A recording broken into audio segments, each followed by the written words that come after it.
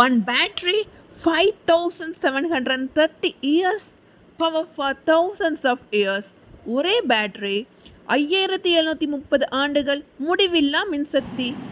Hi, this is Soumya. And நீங்கள் 1000 ஆண்டுகளை கடந்து உழைக்கக்கூடிய பேட்டரியை வந்து இது வரைக்கும் நீங்கள் கேள்விப்பட்டிருக்கீங்களா? ஆமாம், இப்போ 1000 ஆண்டுகளையும் கடந்து உழைக்கக்கூடிய பேட்டரியை வந்து இப்போ வடிவமைத்திருக்காங்க.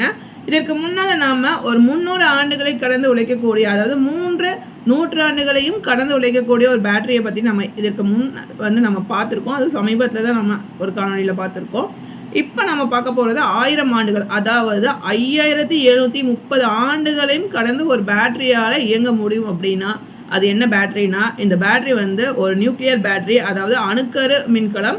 இந்த மின்கலத்தோடைய பேர் வந்து கியான்ஜி யுவான் டியான்ஷு. இந்த கியான்ஜி யுவான் டியான்ஷு வந்து இதற்கு முன்னால் ஒரு 2024 வடிவமைக்கப்பட்ட கேண்டில் டிராகன் 1, அப்புறம் சுலாங் 1, இதனுடைய மாற்று வடிவம் தான். அந்த சுலாங் 1உடைய 5 விதமான மேம்பாட்டு தன்மையினால இப்போ இந்த பேட்டரி 1000 ஆண்டுகளையும் கடந்து உழைக்கக்கூடிய தன்மையில் இது வடிவமைக்கப்பட்டிருக்கு. இதை வந்து சீன ஆராய்ச்சியாளர்கள் வடிவமைத்திருக்காங்க. அதாவது நார்த் வெஸ்ட் நார்மல் யூனிவர்சிட்டி, கான்சூவில் இருக்கக்கூடிய இந்த யூனிவர்சிட்டி, அப்புறம் இவங்களுடைய டெக்ஃபிம் பார்த்தோம் அப்படின்னா கான்சூ சுலாங் யூனிவர்சிட்டி. ஸோ இவங்க எல்லாரும் சேர்ந்து தான் வந்து இவங்களோட டீம் தான் இந்த மின்கலத்தை வந்து வடிவமைத்திருக்காங்க. இந்த மின்கலத்தில் பயன்படுத்தக்கூடியது என்ன அப்படின்னு பார்த்தோம்னா கார்பன் 14 ஐசோடோப், அப்புறம் சிலிக்கான் கார்பைட் டிரான்ஸ்டியூசர், அதாவது சிலிக்கான் கார்பைடு மின்மாற்றியை வந்து பயன்படுத்துகிறாங்க. இதில் வந்து கதிரியக்க ஐசோடோப்பாக வந்து கார்பன் 14 ஐசோடோப் வந்து பயன்படுத்துகிறாங்க. இதில் கார்பன் 14 வந்து பயன்படுத்துகிறதுனால பொதுவாக வந்து கார்பன் 14ஓட அரை ஆயுட்காலமே வந்து ஆயிரக்கணக்கான ஆண்டுகளை கடந்தது. அப்படி இருக்கும் தருணத்தில் இந்த கார்பன் 14ஓட அரை ஆயுட்காலம் வந்து கிட்டத்தட்ட 5730 ஆண்டுகளை கடந்ததாக இருக்கு. இந்த பேட்டரியெலாம் பார்த்திங்கன்னா, இந்த நியூக்ளியர் பேட்டரி பொதுவாக வந்து இதுக்கு முன்னால் வந்து பயன்படுத்தக்கூடிய நியூக்ளியர் பேட்டரிலாம் வந்து விண்கலன்களை வந்து பயன்படுத்தியிருக்காங்க. 1977 நாசாவோட வயாஜர், அப்புறம் அதை தொடர்ந்து வந்து செவ்வாய் கிரகத்துக்கு அனுப்பப்பட்ட மார்ஸ் கியூரியாசிட்டி விண்கலம், மார்ஸ் கியூரியாசிட்டி ரோவர். அதை தொடர்ந்து பார்த்தீங்க அப்படின்னா இது வந்து 2012 வந்து இந்த மார்ஸ் கியூரியாசிட்டி ரோவர் வந்து அனுப்பப்பட்டிருக்கு. அதற்கு அடுத்து வந்து சீனர்கள் அவர்களுடைய நிலவு பயணத்திற்காக அவங்க லூனார் மிஷன் ரோவராக சாங் E3, அப்புறம் சாங் E4 இதில் வந்து இந்த நியூக்ளியர் பேட்டரியை பயன்படுத்தியிருக்காங்க. பொதுவாக இந்த நியூக்ளியர் பேட்டரி, அதாவது இந்த அணுக்கரு மின்கலம் அதிகபட்சமாக வந்து விண்வெளி பயணங்களுக்காக வந்து உருவாக்கப்பட்டிருக்கு. ஒரு மாற்றுக்கு இது வந்து தொழில்துறை சாதனங்களில் வந்து இந்த மின்கலம் வந்து பயன்படுத்தப்பட்டால் எப்படி இருக்கும் அப்படிங்கிறத தன்மையில் தான் இந்த சாதனம் வந்து வடிவமைக்கப்பட்டிருக்கு. அதற்காக இவங்களுடைய ஆய்வில் வந்து இதற்கு முன்னாடி இருக்கக்கூடிய அந்த கேண்டில் டிராகன் 1, அப்புறம் இந்த சுலாங் 1 இதனுடைய அட்வான்ஸ்டு வெர்ஷனாக தான் வந்து இந்த கியான்ஜி யுவான் டியான்ஷு வந்து செயல்படுத்தப்படுது. இந்த கியான்ஜி யுவான் டியான்ஷுவில் இவங்க பயன்படுத்தக்கூடிய அந்த கார்பன் 14ஆன ஐசோடோப், இது வந்து ஒரு கதிரியக்க ஐசோடோப். கிட்டத்தட்ட இது வந்து ரேடியோ ஆக்டிவ் பேட்டரின்னே வந்து சொல்லப்படுது. ஏன்னா இது முழுக்க கதிரியக்கத்தின் மூலமாக வந்து சிதைவு ஏற்பட்டு இதிலிருந்து வரக்கூடிய எலக்ட்ரான்கள், அப்புறம் அதே நேரத்தில் அந்த எலக்ட்ரான் இல்லைன்னா பீட்டா துகள் இது என்ன செய்யும் அப்படின்னா, அந்த சிலிக்கான் கார்பைடு டிரான்ஸ்டியூசர் இருக்குல்ல, அந்த சிலிக்கான் கார்பைடோட போய் சேர்ந்து அதுக்கடுத்து என்ன ஆகும்னா இது வந்து ஒரு ஆற்றலை வந்து உருவாக்கும். இது உருவாக்கக்கூடிய ஆற்றல் வந்து அதிக ஆற்றலாக இருக்கும். இதற்கு முன்னால் வந்து உருவாக்கப்பட்டது எல்லாமே என்ன மாதிரி இருக்கும்னா லோ பவர் தான் வந்து இருக்கும். இது வந்து ஒரு ஹை பவரை வந்து உருவாக்கக்கூடிய தன்மையில் இது வடிவமைக்கப்பட்டிருக்கு. இதில் அது மட்டும் இல்லை, இதில் வந்து இந்த 5 விதமான மேம்பாடுகள் வந்து இந்த பேட்டரியில் வந்து கொண்டு வந்திருக்காங்கல்ல. அதில் ஒரு மிக முக்கியமான ஒரு விஷயம் என்ன அப்படின்னா, இந்த பேட்டரியில் வந்து என்னென்னா ஒரு சேமிக்கக்கூடிய, அதாவது ஒரு ஒருங்கிணைக்கக்கூடிய தன்மை கொண்ட மாதிரி ஒரு முப்பரிமாண வடிவமைப்பையும் வந்து இவங்க இதெல்லாம் பயன்படுத்தியிருக்காங்க. அத்துடன் வந்து இதன் உள்ள வந்து உள் வைக்கக்கூடிய உணரிகள், அதாவது பில்டின் சென்சார்ஸ் வந்து இதில் வந்து இருக்குது. அதாவது இன்பில்ட் சென்சார்ஸ் வந்து இதில் வந்து வைக்க முடியும். அந்த மாதிரி தான் இதை வடிவமைத்திருக்காங்க. இதில் இதற்கு முன்னே இருந்ததை விட 22% தான், 22% மட்டும்தான் வந்து கதிரியக்கம் வந்து பயன்படுத்தப்படுது. இதனுடைய அளவு வந்து பார்த்திங்கன்னா இது வந்து கன அளவில் வந்து 17% தான் வந்து இதனுடைய கன அளவு வந்து இருக்கக்கூடிய தன்மையில் வடிவமைத்திருக்காங்க. அத்துடன் வந்து இந்த கன அளவோடைய ஆற்றல் அடர்த்தி, அதாவது வேல்யூமெட்ரிக் பவர் டென்சிட்டி குறிப்பாக எந்த அளவில் இருக்கும் அப்படின்னா 15.5 ஃபோல்ட் பண்ணுற தன்மையில் வந்து இது வந்து வடிவமைக்கப்பட்டிருக்கு. இந்த கியான்ஜி யுவான் டியான்ஷு இதனுடைய காம்பேக்ட் சைஸ் எந்த அளவில் இருக்குது அப்படின்னு பார்த்தா 16.8 கியூபிக் சென்டிமீட்டர் தான் இதோடைய இந்த பேட்டரியோட அளவே தான்.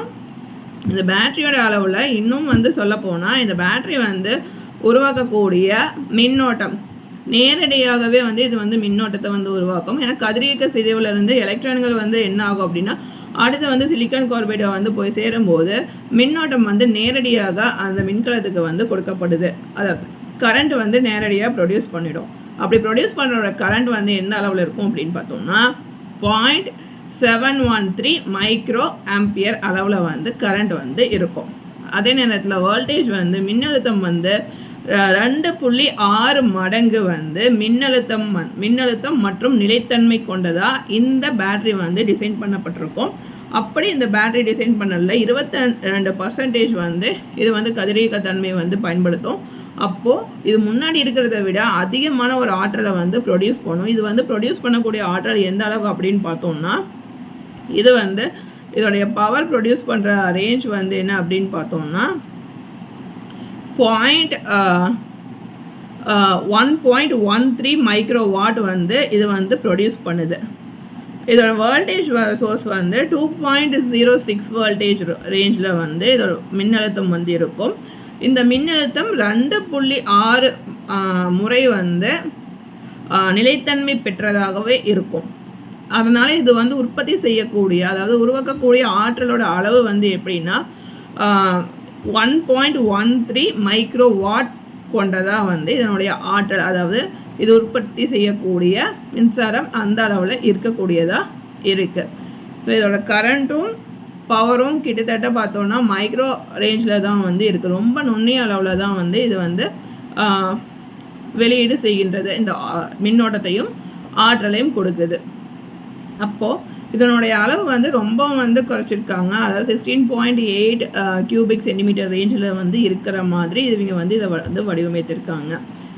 இதற்கு முன்னாலெல்லாம் வந்து இவங்க இந்த கதிரியக்க ஐசோடோப்புக்கு பதிலாக வந்து இதற்கு முன்னால் வந்து என்னவெல்லாம் பயன்படுத்தியிருக்காங்க இந்த ஆற்றலை உருவாக்குவதற்காக அப்படின்னு பார்த்தோம்னா தெர்மோ எலக்ட்ரிக் மெட்டீரியல் தான் வந்து பயன்படுத்தியிருக்காங்க. இவங்க பயன்படுத்தக்கூடிய இந்த தெர்மோ எலக்ட்ரிக் மெட்டீரியல் என்ன செய்யும் அப்படின்னா அது அதிகமாக வெப்பத்தை உருவாக்கி அந்த வெப்பத்தில் தான் ஆற்றலையை வந்து உருவாக்க முடியும்.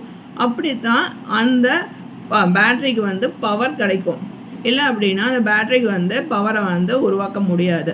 இப்போ அதற்கு மாற்றாக தான் வந்து கதிரியக்க சிதைவில் இருந்து ஆற்றலை உருவாக்கக்கூடிய தன்மையில் இவங்க வடிவமைத்திருக்காங்க.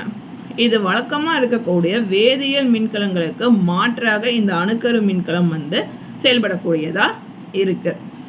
இது மேம்பட்ட அமைப்பில் வந்து கொண்டதாக இருக்கிறதுனால இதில் வந்து நுண் வடிவமைப்பு வந்து பெற்றிருக்கக்கூடியதாக இருக்கும். ஸோ மேம்பட்ட உயர்திறன் கொண்டதாகவும் இந்த மின்கலம் செயல்படக்கூடிய தன்மையில் தான் இவங்க வடிவமைத்திருக்காங்க. இது நார்த் வெஸ்ட் நார்மல் யூனிவர்சிட்டி மற்றும் கான்ஷு ஜுலாங் யூனிவர்சிட்டி, ஸோ இவங்களுடைய டீம் மெம்பர்ஸ்லாம் வந்து சேர்ந்து இந்த ஆராய்ச்சி குழு சேர்ந்தவர்கள் தான் இதை வடிவமைத்திருக்காங்க. இதனுடைய திட்ட அலுவலர், அதாவது முதன்மை திட்ட அலுவலரான ஷூ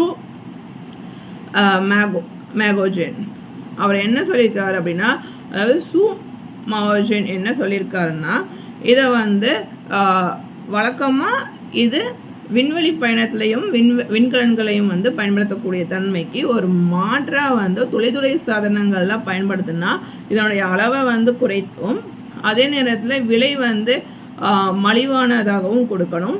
ஆற்றலும் வந்து அதிக அளவில் வந்து இது உற்பத்தி செய்யக்கூடிய தன்மை, இவை எல்லாவற்றையும் கருத்தில் கொண்டு இவங்க இதை வந்து ஒரு நீடித்த காலம் வந்து உழைக்கக்கூடிய தன்மையில் வடிவமைத்திருக்காங்க என்பதையும் இவர் வந்து சொல்கிறாரு. இத்துடன் பார்த்தோம் அப்படின்னா இந்த மின்கலம் 1000 ஆண்டுகளையும் கடக்கும். அதாவது 5730 ஆண்டுகள் கடந்து வந்து செயலாற்றக்கூடிய தன்மை. எதனால் அப்படின்னா இதில் இருக்கக்கூடிய அந்த கார்பன் 14, அந்த கார்பன் 14 தான் வந்து அதனுடைய கதிரியக்க அரை ஆயுட்காலமே வந்து 5730 ஆண்டு காலம். என்று சொல்கிறாங்க. அப்போது இதை பயன்படுத்துகிறனால இது எத்தனையோ ஆயிரக்கணக்கான ஆண்டு காலம் வரைக்கும் இந்த அணுக்கரு மின்கலம் பயனுள்ள வகையில் இருக்கும் அப்படின்னு சொல்லப்படுது. இந்த கியான்ஜி யுவான் டியான்ஷு அப்படிங்கிற இந்த மின்கலத்தை பற்றி தான் நம்ம இவ்வளோ நேரம் பார்த்துட்ருக்கோம். இதுதான் வந்து ஆயிரக்கணக்கான ஆண்டுகள் வந்து செயல்படக்கூடிய தன்மையில் இப்போ இதை வந்து உருவாக்கியிருக்காங்க. இன்னும் வந்து இதை வந்து சந்தைப்படுத்துதல் என்று வரும் பட்சத்தில் இதனுடைய அளவு வந்து இன்னுமே வந்து குறைக்கப்படலாம் அப்படின்னு சொல்லப்படுது. அது மட்டும் இல்லை, இது வந்து மருத்துவ உள்வைப்புகளான வியரபிள் டிவைசஸில் வந்து பயன்படுத்தக்கூடியதாகவும் வரும் என்றும் சொல்லப்படுது.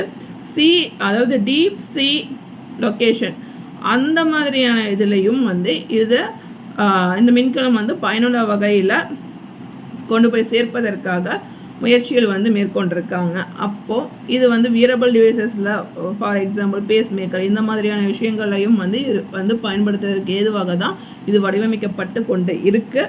இன்னமும் வந்து இது வந்து ஒரு ப்ராசஸிங்கில் தான் இருக்குது. இப்போ வந்து ஒரு இதை கண்டுபிடிச்சிருக்காங்க. இந்த மின்கலம் -100 டிகிரி செல்சியஸில் இருந்து 200 டிகிரி செல்சியஸ் ரேஞ்ச் வரைக்கும் வந்து வெப்பநிலையில் இயங்கக்கூடிய தன்மை கொண்டதாக வந்து இந்த கியான்ஜி யுவான் டியான்ஷு செயல்படக்கூடிய தன்மையில் இருக்கிறதா இதை பற்றி இவங்களுடைய டீம் வந்து சொல்கிறாங்க. இப்போ நம்ம ஆயிரக்கணக்கான வருடங்களையும் கடந்து இயங்கக்கூடிய ஒரு மின்கலத்தை பற்றி நம்ம தெரிஞ்சுக்கிட்டோம். யோசிச்சு பாருங்கள், இந்த முதல்ல வந்து நம்ம கேள்விப்பட்டிருக்க இந்த 300 வருடங்களை கடந்து நீடித்து உழைக்கக்கூடிய மின்கலம், அந்த மின்கலமே வந்து இப்போது நடைமுறைக்கு ஒரு சந்தைக்கு வந்தாலும் கூட அதனுடைய பயன்பாட்டை வந்து நம்ம பார்ப்போமா, நம்மளது எத்தனையாவது தலைமுறை வந்து அவங்க அதை பார்ப்பாங்க, அதனுடைய செயல்பாடு தொடர்ந்து இயங்குதா இல்லையா என்பதை பற்றிய. அப்படி இருக்கும் பட்சத்தில் இந்த மின்கலம் ஆயிரக்கணக்கான ஆண்டுகளையும் கடந்து பயணிக்கக்கூடிய தன்மை கொண்டதுன்னா இது எத்தனை தலைமுறைகளை கடந்து வந்து பயணிக்கும். குறிப்பாக இது வந்து அதாவது விண்வெளி ஆராய்ச்சி பயணங்களுக்கு செலுத்தக்கூடிய விண்கலன்களும் அங்கிருந்து வந்து ஆய்வு மேற்கொள்வதற்கும் தொடர்ந்து வந்து அந்த சிக்னல் வந்து எதுவுமே வந்து கட்டாகாமல் இருக்கிறதுக்கும் அந்த தொடர் சமிக்ஞைகளை வந்து நாம் இங்கிருந்து பெறுவதற்கு ஏற்ற வகையில் இந்த மாதிரியான பேட்டரிஸ் வந்து இருக்கும். ஸோ பல்லாயிரக்கணக்கான ஆண்டுகளை கடந்து வந்து ஒரு பயனுள்ள வகையில் இருக்கும். இதில் வந்து இந்த பேட்டரியோட லைஃப் டைம் மட்டும் இல்லை, அதனால் வந்து நம்ம அனுப்பக்கூடிய சாதனங்கள் இது எல்லாமே வந்து இதற்கு பின்னால் இருக்கக்கூடிய மிக பெரும் பொருளாதார செலவுகளையும் வந்து குறைக்கக்கூடிய வகையில் தான் இவங்க ஒரு விஷயம் வந்து கண்டுபிடிச்சிருக்காங்க. இது எப்படின்னா சந்தைக்கு வரும்போது தான் வந்து இந்த மின்கலம் பற்றி நம்ம தெரிந்து கொள்ள முடியும். இன்னுமே வந்து எந்த அளவுக்கு வந்து இது நன்மை பயக்கக்கூடிய தன்மை கொண்டதாக இருக்கும் என்பதையும் நம்ம அறிந்து கொள்ள முடியும். ஓகே, அடுத்து நாம் வேற ஒரு டாபிக் பற்றி டிஸ்கஸ் பண்ணுவோம். இந்த வீடியோ பிடிச்சிருந்தால் லைக் பண்ணுங்கள். இது யாருக்கு யூஸ்ஃபுல்லாக இருக்குமோ அவங்களுக்கு ஷேர் பண்ணுங்கள். நீங்கள் இது வரைக்கும் சேனலுக்கு சப்ஸ்கிரைப் பண்ணலைன்னா மறக்காமல் சேனலுக்கு சப்ஸ்கிரைப் பண்ணிட்டு நோட்டிஃபிகேஷன் பெல் ஐக்கனை கிளிக் பண்ண மறக்காதீங்க. அடுத்த காணொலியை சந்திக்கும் வரை உங்களிடமிருந்து விடைபெறுவது Soumya and bye. Thanks for வாட்சிங்.